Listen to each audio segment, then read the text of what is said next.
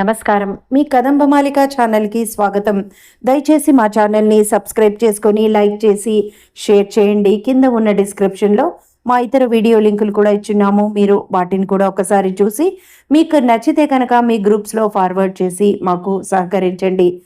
ఇప్పటి వరకు సబ్స్క్రైబ్ చేసుకున్న ప్రతి ఒక్కరికి పేరు పేరున నా ధన్యవాదాలు. సబ్స్క్రైబ్ చేసుకోకుండా ఎవరైనా చూస్తుంటే కనుక దయచేసి సబ్స్క్రైబ్ చేసుకొని మాకు సహకరించండి. Thank you. మనం ప్రేమ సంఖ్యలు అనే కథ చెప్పుకుంటున్నాం కదా, దానిలో సెకండ్ పార్ట్. రాజా సీరియస్గా చూశాడు. ఓకే, కానీ never expect anything from me, only wife you are. ఈ లోకం కోసం అది కూడా అన్నాడు. ఐ నో రాజ్, నేను ఏం ఆశించను అంది. ఓకే రా అన్నాడు చేయి ఇస్తూ. శ్యామ లోపల నవ్వుకుంది విజయ గర్వంతో. మేము పెళ్లి చేసుకుంటామన్నాడు బయటికి వచ్చి. అందరూ ఆశ్చర్యపోయారు. రాజ్, ఏంటిది? అయితే ఇదంతా నిజమా అన్నాడు శ్రీనాథ్. తల వంచుకున్నాడు రాజ్. సరే, ఇంతోటి దానికి ఆర్భాటాలు ఇవన్నీ ఎందుకు? గుళ్ళో పెళ్లి చేసుకొని రిజిస్టర్ చేయించుకోండి. ఆ తర్వాత అందరికీ రిసెప్షన్ ఇచ్చి అనౌన్స్ చేద్దాం అన్నాడు శ్రీను. శ్యామ రాధాబాయి దగ్గరకు వచ్చింది. ఆంటీ, కనిపించని దేవుడి కన్నా కనిపించే తల్లే నా దృష్టిలో దైవం. అమ్మని మించిన మంచి కోరుకునేవారు ఎవరూ లేరు. అమ్మను మించి ప్రతి నిమిషం ఆరాటపడేవారు ఎవరూ లేరు. కనిపించని ఆ దేవుడి కన్నా మీరే మాకు దైవం. మేము మీ ముందరే పెళ్లి చేసుకుంటాం, ఇప్పుడే ఇక్కడే అంది. ఇక్కడా అంది రాధాబాయి నోరు తెరిచి. అవును అని జైతి వైపు తిరిగి, అక్క పసుపు కొమ్ము చాలు అంది శ్యామ. జైతి నవ్వి లోపలికి వెళ్ళింది. ఈ లోపల రాజ్ దగ్గరికి వనజ వచ్చింది. బావా, నువ్వంటే ఇష్టమని, నేను నిన్ను ప్రేమిస్తున్నానని ఎన్నోసార్లు చెప్పాను. కానీ ఎన్నో నీతి వాక్యాలు చెప్పావు, నీతి కథలు చెప్పావు. ప్రియా తప్ప నీ లైఫ్లో ఇంకో ఆడదే లేదన్నావు. మరి ఆ మైకల్లో ఎలా తొందరపడ్డావు? అయినా ఇలాంటి వాళ్ళు నీకు బానే తగిలారు. నీ తాగుబోతు వాలకం చూసి నిన్ను బానే ఎవరైనా బుట్టలో పడేస్తారు. అయినా ఇలాంటిదే నీకు దొరికిందా? చీ అంది రాజు ముఖం చూసి. రాజు ముఖం ఎర్రబడింది. అయినా సరే ఆ మాటలన్నీ తనని కాదన్నట్లు నుంచున్నాడు. అందరూ బొమ్మల్లా చూస్తున్నారు. వరమ్మ మాత్రం అంది, ఇదేం పెళ్ళిరా, ఇదెక్కడ చోద్యంరా అని. అత్తా అన్నాడు శ్రీనాథ్. ఆవిడ మూతి 30 వంకర్లు తిప్పుకుంది. పని వాళ్లతో సైతం అందరూ కదలకుండా చూస్తున్నారు. జరుగుతోంది.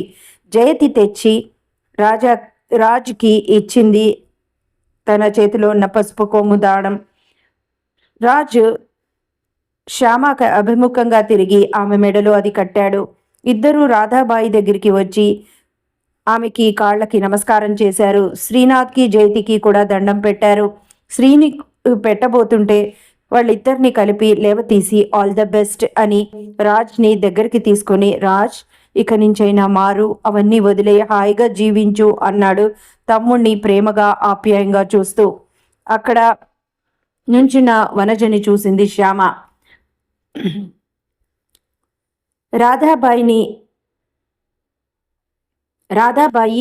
రాజ్ని చూసి, శ్యామని లోపలికి తీసుకెళ్ళు రాజ్ అంది.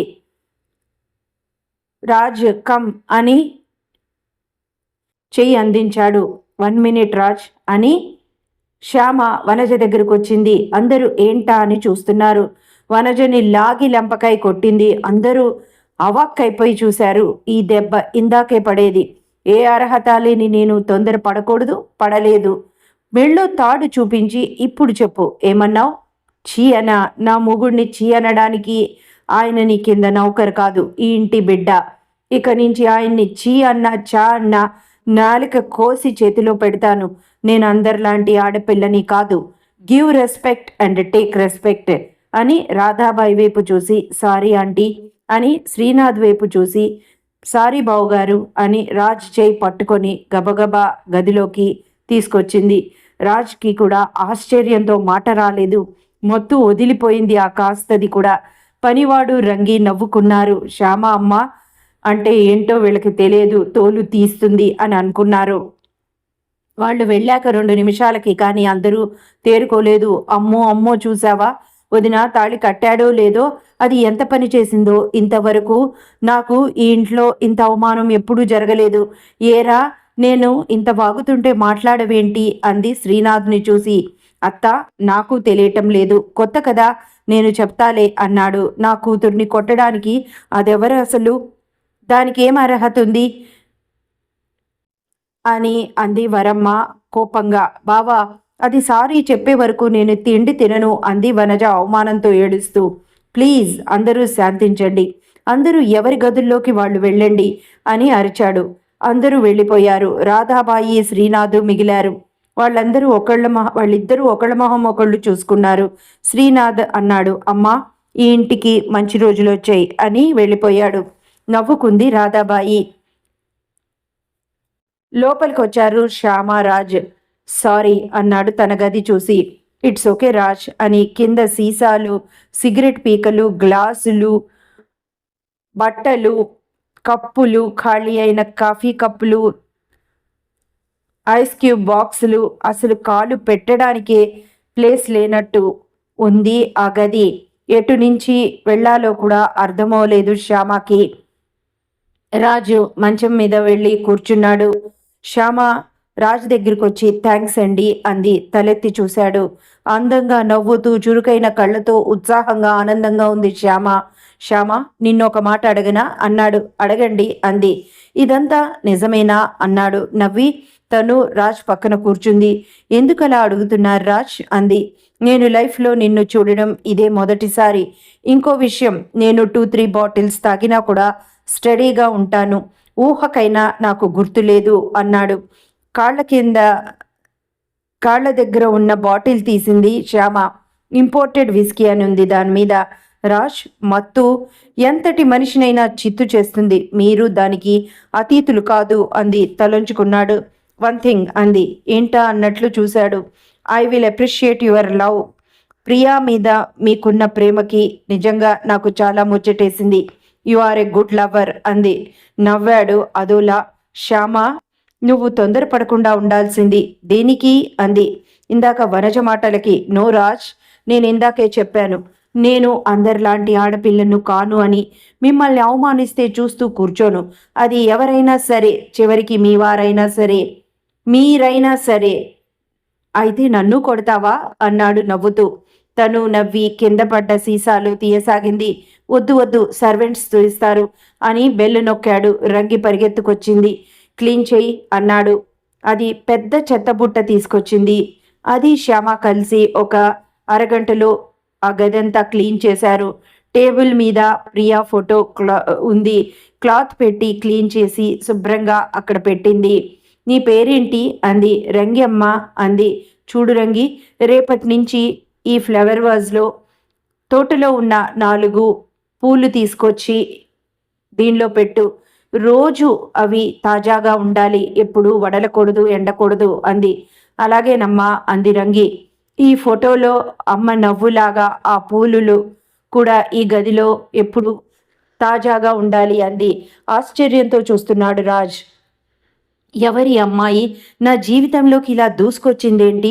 అసలు మా ఇద్దరి మధ్య అలాంటిది జరిగిందా? అసలు ఇదంతా నిజమేనా?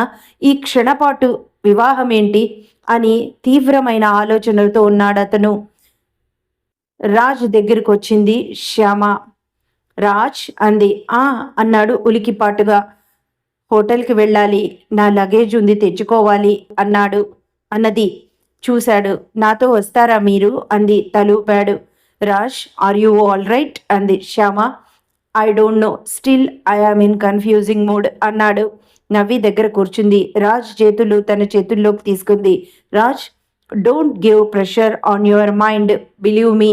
మీకు మంచే కానీ చెడు కలలో కూడా చేయను అని లేచి ప్రియా ఫోటో తీసుకొచ్చి, రాజ్, మీకెంతో ఇష్టమైన మీ ప్రియ మీద ఒట్టు అంది. రాజ్ తలూపాడు. రాజ్, వన్ థింగ్ అంది. ఏంటా అన్నట్లు చూశాడు. ఎక్కువ డ్రింక్ చేయొద్దు అంది. It is injurious to health అంది. దట్స్ మై పర్సనల్ అన్నాడు సీరియస్గా.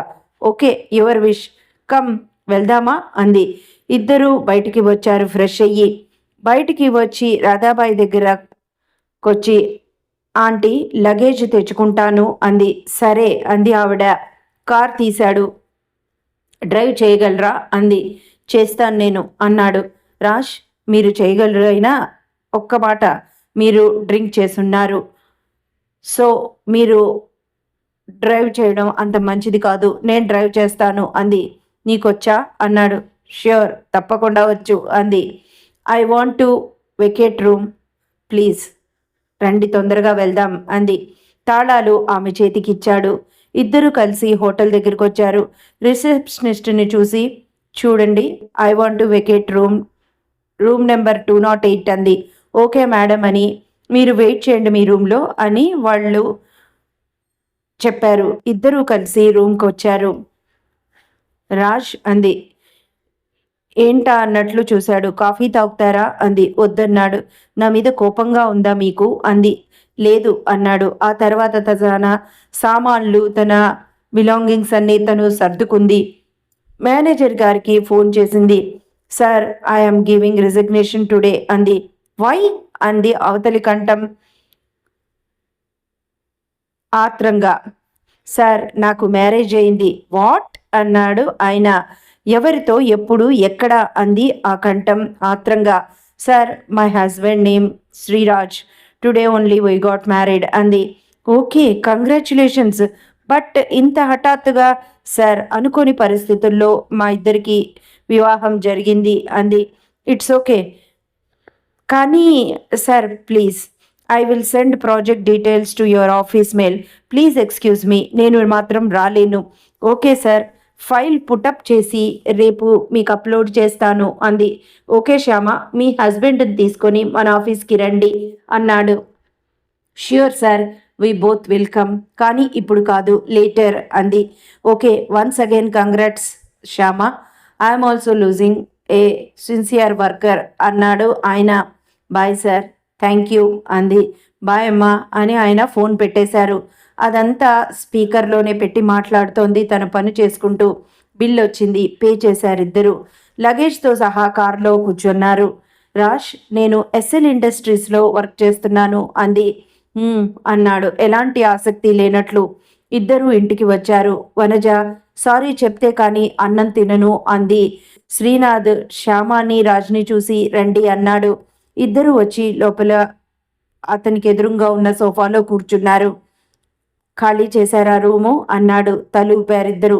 నెక్స్ట్ ప్లాన్ ఏంటి అన్నాడు. నథింగ్ అన్నాడు రాజు విసుగ్గా.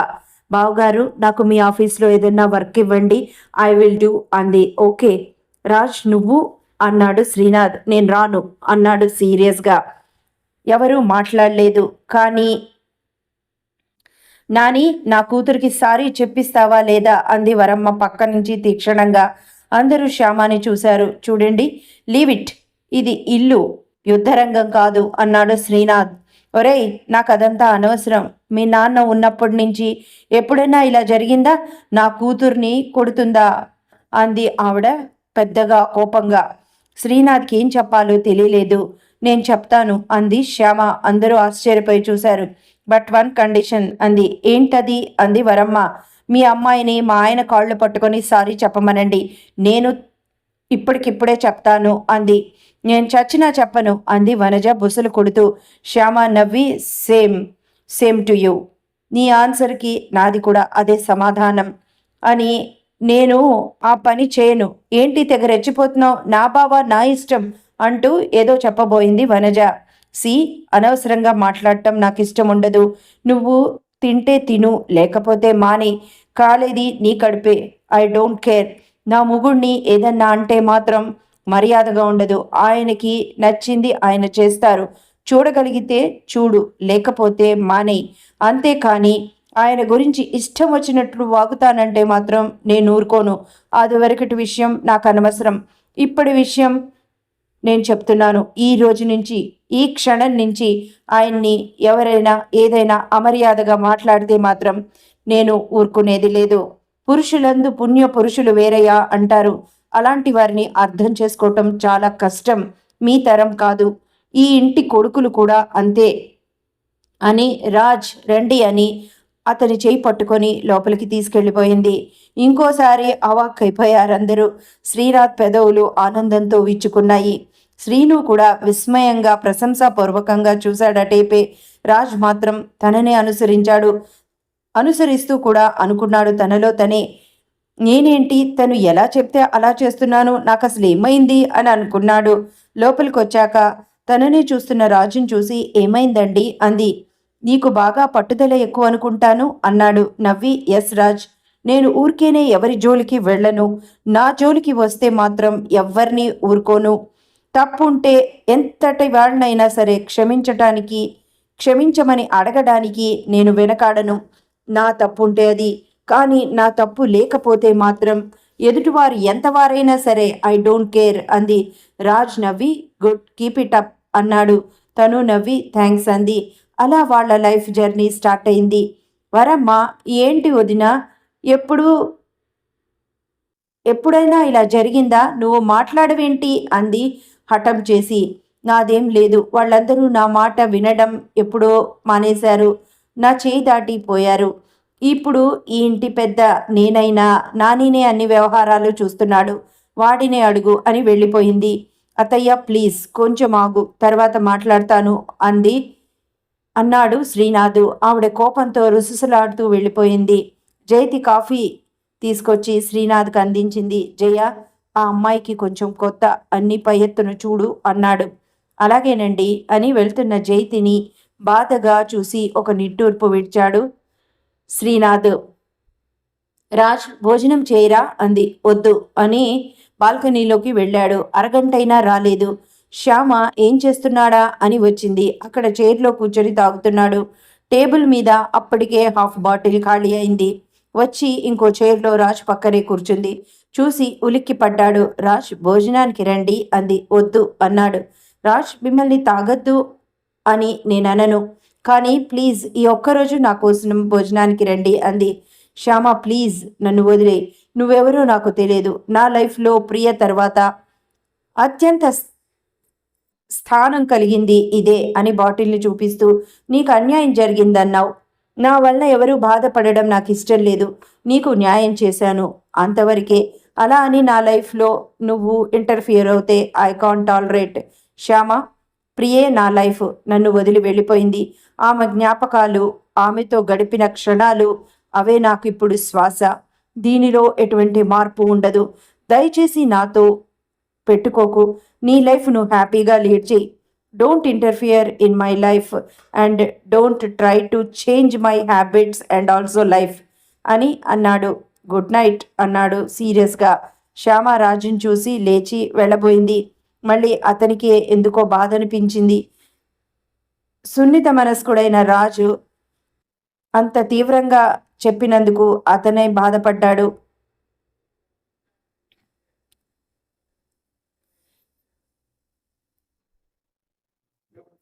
వెళ్ళిపోతున్న శ్యామ చెయ్యి పట్టుకున్నాడు. తిరిగి చూసింది.